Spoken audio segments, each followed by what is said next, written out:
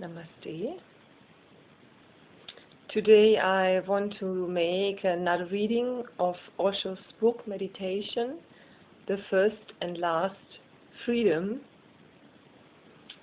So if you want to listen, then just relax, lie down or sit down comfortably and just listen to my voice as you're listening to water, a waterfall, running water.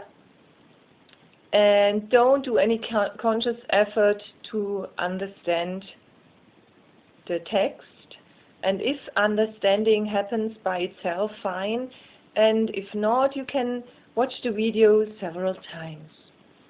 So this time I want to read the part 3D.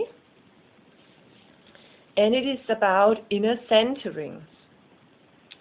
Nobody can exist without a center. It has not to be created, but only rediscovered. Essence is the center, that which is your nature, that which is God-given. Personality is the circumference, that which is cultivated by society. It is not God-given. It is by nurture, not by nature. Abdullah. One Sufi mystic had remained happy his whole life. No one had ever seen him unhappy. He was always laughing. He was laughter. His whole being was a perfume of celebration. In his old age, when he was dying, on his deathbed and still enjoying death, laughing hilariously, a disciple asked, "You puzzle us. Now you are dying. Why are you laughing? What is there funny about it? We are feeling so sad." We wanted to ask you many times in your life, why are you never sad? But now, confronting death, at least one should be sad. You are still laughing. How are you managing it? And the old man said, "It is a simple clue. I had asked my master. I had gone to my master as a young man. I was only 17 and already miserable. And my master was old, 70, and he was sitting under a tree laughing for no reason at all. There was nobody else, nothing had happened, nobody had cracked a joke or anything, and he was simply laughing, holding his belly. And I asked him, 'What is the matter with you? Are you mad or something?' He said, 'One day I was also as sad as you are. Then it dawned on me that it is my choice, it is my life. Since that day, every morning when I get up, the first thing I decide is, before I open my eyes, I say to myself, Abdullah, that was his name, what do you want? Misery? Blissfulness?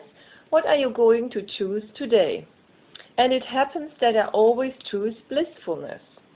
It is a choice, try it. The first moment in the morning when you become aware that sleep has left, ask yourself, Abdullah, another day, what is your idea? Do you choose misery or blissfulness? And who would choose misery? And why? It is so unnatural. Unless one feels blissful in misery, but then too you are choosing bliss, not misery. Finding the real source. When you see a friend and suddenly feel a joy rising in your heart, concentrate on this joy, feel it and become it, and meet the friend while being aware and filled with your joy. Let the friend be just on the periphery and you remain centered in your feeling of happiness. This can be done in many other situations. The sun is rising and suddenly you feel something rising within you. Then forget the sun, let it remain on the periphery. You be centered in your own feeling of rising energy. The moment you look at it, it will spread. It will become your whole body, your whole being, and don't just be an observer of it, merge into it. There are a few moments when you feel joy, happiness, bliss, but you go on missing them because you become object-centered. Whenever there is joy, you feel that it is coming from without. You have met a friend, of course. It appears that the joy is coming from your friend, from seeing him. That is not the actual case. The joy is always within you. The friend has just become a situation. The friend has helped it to come out, has helped you to see that it is there. And this is not only with joy, but with everything. With anger, with sadness, with misery, with happiness, with everything, it is so. Others are only situations in which things that are hidden in you are expressed. They are not causes. They are not causing something in you. Whatsoever is happening, it is happening to you. It has always been there. It is only that meeting with this friend has become a situation in which whatsoever was hidden has come out in the open, has come out from the hidden sources. It has become apparent, manifest. Whenever this happens, remain centered in the inner feeling, and then you will have a different attitude about everything in life. Even with negative emotions, do this. When you are angry, do not be centered on the person who has aroused it. Let him be on the periphery. You just become anger. Feel anger in its totality. Allow it to happen within. Don't rationalize. Don't say that this man has created it. Do not condemn the man. He has just become the situation. And feel grateful toward him that he has helped something which was hidden to come into the open. He has hit you somewhere, and a wound was hidden there. Now you know it, so become the wound. With negative or positive, with any emotion, use this, and there will be a great change in you. If the emotion is negative, you will be freed of it by being aware that it is within you. If the emotion is positive, you will become the emotion itself. If it is joy, you will become joy. If it is anger, the anger will dissolve. And this is the difference between negative and positive emotions. If you become aware of a certain emotion, and by your becoming aware the emotion dissolves, it is negative. If by your becoming aware of a certain emotion you then become the emotion, if the emotion then spreads and becomes your being, it is positive. Awareness works differently in both cases. If it is a poisonous emotion, you are relieved of it through awareness. If it is a good, blissful, ecstatic, you become one with it. Awareness deepens it. The center of the cyclone. When desire grips you, you are disturbed. Of course, that is natural. Desire grips you, then your mind starts wavering. Many ripples go on the surface. The desire pulls you somewhere into the future. The past pushes you somewhere into the future. You are disturbed. You are not at ease. Desire is, therefore, a dis-ease. This sutra says, in moods of extreme desire, be undisturbed. But how to be undisturbed? Desire means disturbance, so how to be undisturbed? And in extreme moments of desire, you will have to do a certain experiments. Only then will you understand what it means. You are in an anger. Anger grips you. You are temporarily mad, possessed. You are no longer in your senses. Suddenly remember to be undisturbed, as if you are undressing. Inside become naked, naked from the anger, undressed. Anger will be there, but now you have a point within you which is not disturbed. You will know that anger is there on the periphery. Like fever, it is there. The periphery is wavering, the periphery is disturbed, but you can look at it. If you can look at it, you will be undisturbed. Become a witness to it, and you will be undisturbed. This undisturbed point is your original mind. The original mind cannot be disturbed, it is never disturbed.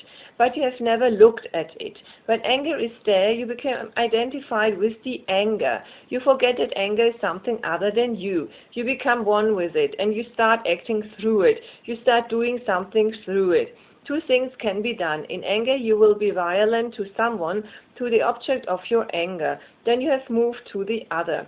Anger is just in between you and the other. Here I am, there is anger, and there you are, the object of my anger.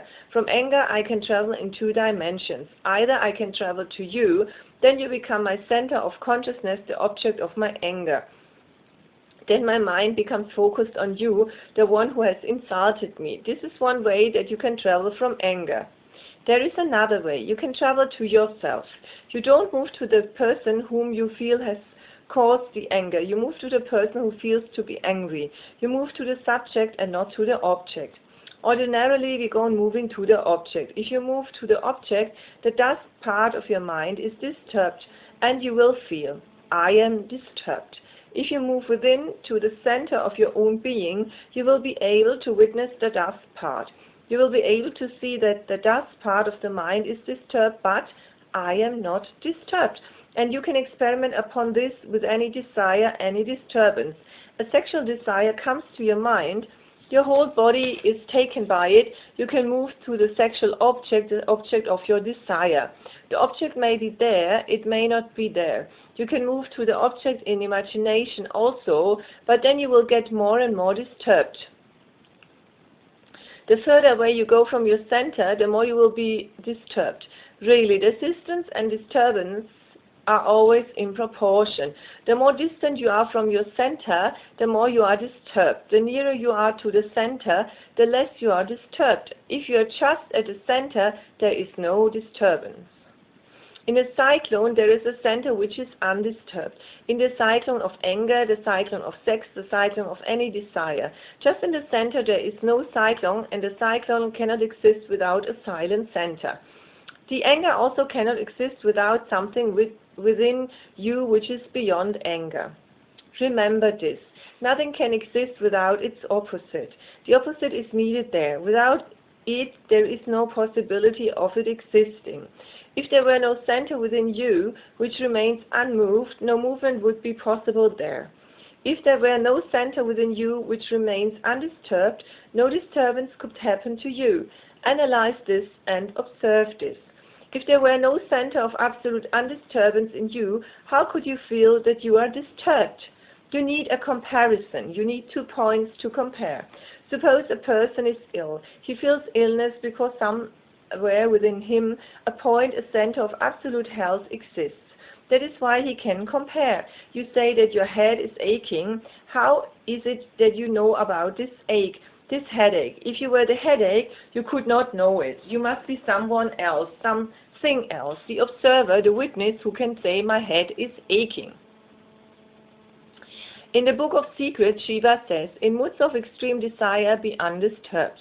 What can you do? This technique is not for suppression. This technique is not saying that when there is anger, suppress it and remain undisturbed. No. If you suppress, you will create more disturbance. If the anger is there and an effort to suppress is there, it will double the disturbance. When anger is there, close your doors, meditate on the anger. Allow the anger to be. You remain undisturbed and don't suppress it. It is easy to suppress, it is easy to express. We do both. We express if the situation allows and if it is convenient and not dangerous for you. If you can harm the other and the other cannot harm you, you will express the anger. If it is dangerous, if the other can harm you more, if your boss or whomever you are angry at is stronger, you will suppress it. Expression and suppression are easy. Witnessing is difficult. Witnessing is neither. It is not suppressing, it is not expressing. It is not expressing because you are not expressing it to the object of anger. It is not being suppressed either. You are allowing it to be expressed in a vacuum. You are meditating on it. Stand before a mirror and express your anger and be a witness to it. You are alone, so you can meditate on it. Do whatsoever you want to do, but in a vacuum.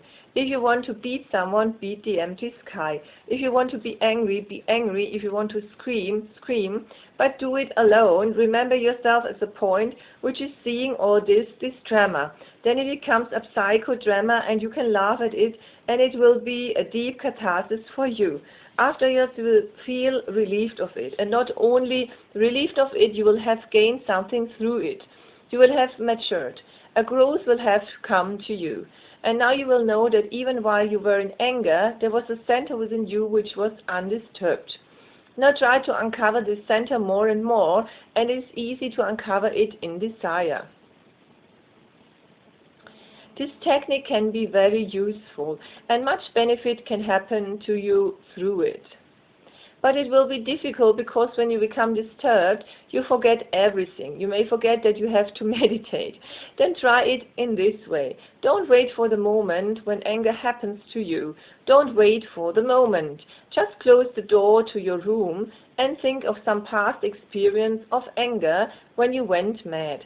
Remember it and reenact it. That will be easy for you. Reenact it again. Do it again. Relive it. Don't just remember it. Relive it. Remember that someone had insulted you and what was said and how you reacted to him. React again. Reply it. This reenacting something from the past will do much. Everyone has scars in his mind, unhealed wounds. If you reenact them, you will be unburdened. If you can go to your past and do something which has remained incomplete, you will be unburdened from your past. Your mind will become fresher. The dust will be thrown away. Remember in your past something which you feel has remained suspended. You wanted to kill someone, you wanted to love someone, you wanted this and that has remained incomplete. That incomplete thing goes on hovering around the mind like a cloud.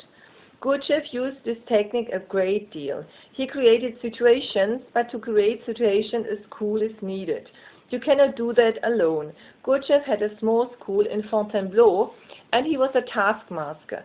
He knew how to create situations. You would enter the room where a group was sitting, and something would be done so that you would get angry. And something would be done so that you would get angry, And it would be done so naturally that you would never imagine that some situation was being created for you. But it was a device. Someone would insult you by saying something and you would get disturbed. Then everyone would help the disturbance and you would become mad. And when you were right at a point where you could explode, Gurdjieff would shout, "Remember, remain undisturbed." You can help. Your family can become a school. You can help each other. Friends can become a school and they can help each other. You can decide with your family. The whole family can decide that now a situation has to be created for the father or for the mother, and then the whole family works to create a situation. When the father or mother goes completely mad, then everyone starts laughing and says, "Remain completely undisturbed." You can help each other and the experience is simply wonderful. Once you know a cool center within you in a hot situation, you cannot forget it. And then in any hot situation you can remember it, reclaim it, regain it. In the West now, one technique, a therapeutic technique, is used. It is called psychodrama. It helps, and it is also based on techniques like this. In psychodrama, you just enact, you just play a game. In the beginning it is a game, but sooner or later you become possessed. And when you become possessed, your mind starts functioning because your mind and your body function automatically. They function automatically.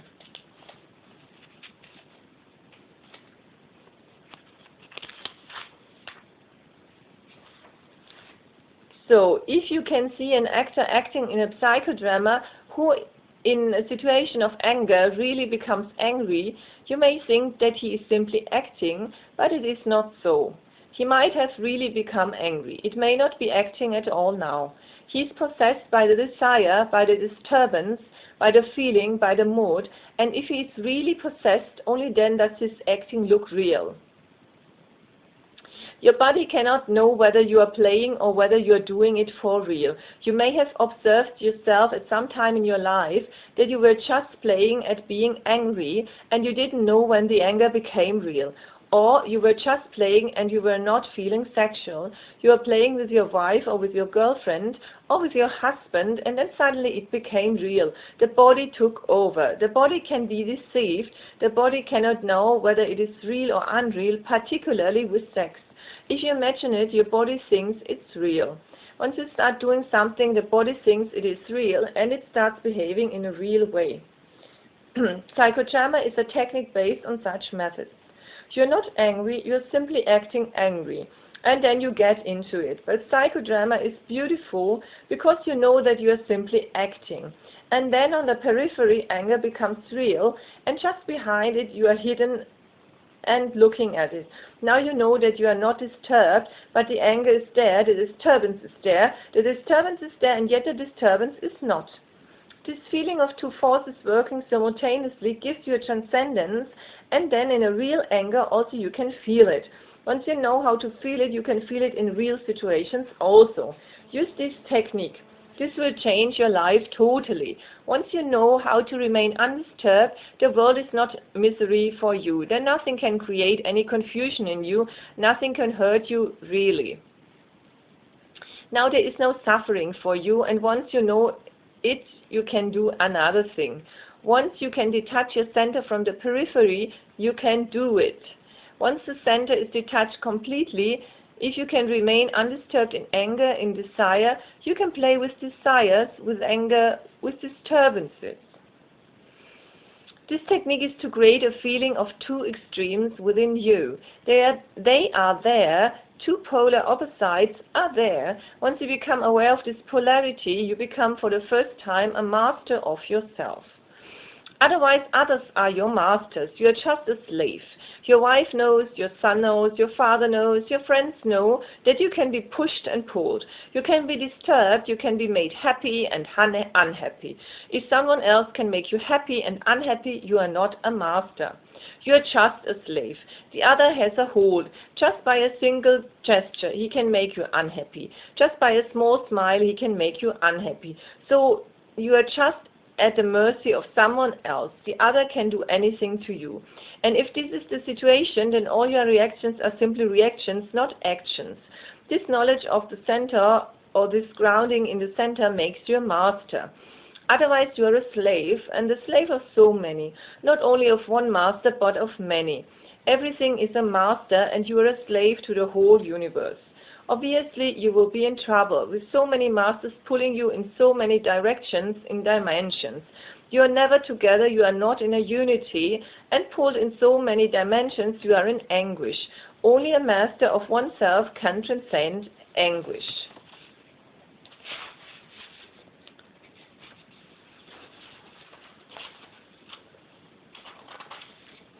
Who am I? Gurdjieff tried from one corner. Just try to remember you are. Raman Maharshi tried from another corner. He made it a meditation to ask, to inquire, who am I?